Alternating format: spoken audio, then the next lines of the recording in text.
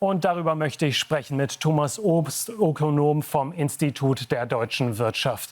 Wenn man sich das jetzt anschaut, diesen Wahlkampf, ist die Stimmung ja relativ euphorisch bezüglich Kamala Harris. Teilen die Ökonomen diese Euphorie? Ja, guten Tag erstmal.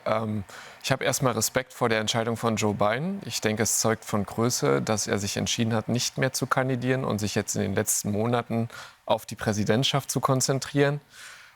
Kamala Harris hat sicherlich Euphorie entfacht. Sie ist dynamisch, sie ist 59 Jahre alt. Sie hat eine Vergangenheit als Generalstaatsanwältin, also die Erwartungen sind hoch und auch sicherlich, dass sie sich gegenüber einem Kandidaten Donald Trump auch durchsetzen kann.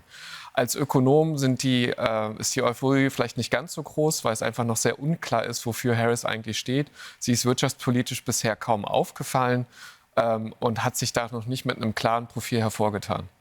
Was käme denn auf die deutsche Wirtschaft zu, würde Harris das Rennen machen? Wird sie die Politik von Biden fortsetzen oder dürfte sich das unterscheiden? Also zum aktuellen Zeitpunkt, nach dem, was wir von ihr gehört haben, sie ist ja gerade auf Tour mit der Economics Opportunity Tour seit April, spricht alles dafür, dass sie Bidenomics als Konzept übernehmen wird. Ich denke, sie wird weiter versuchen, den IRA nach vorne zu pushen, private Investitionen zu stimulieren über große expansive Fiskalprogramme. Es ist aber auch zu erwarten, dass sie jetzt da nicht noch mal eine Schippe drauflegen kann, sondern dass sie ungefähr dabei bleiben wird, was bisher schon initiiert worden ist. Für Deutschland natürlich sind die USA unser größter Exportpartner mit 10% an der Handelsbilanzanteil.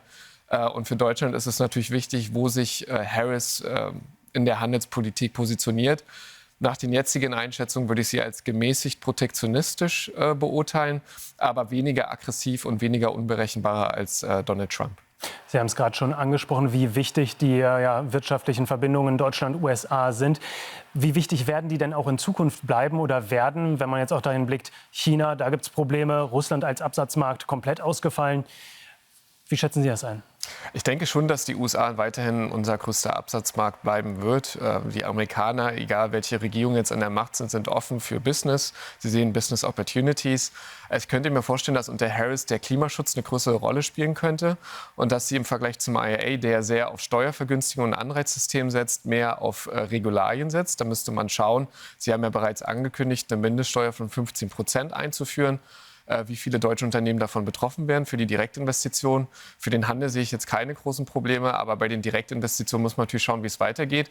Nichtsdestotrotz, die USA haben günstige Energiepreise, sind große Energielieferanten, sind natürlich uns extrem wichtig. Und deswegen ist es wichtig, gerade wie Sie sagen, mit der Abschottung von China von der amerikanischen Seite, dass wir weiter wichtige und bedeutsame Handelspartner bleiben, aber auch im Technologiebereich.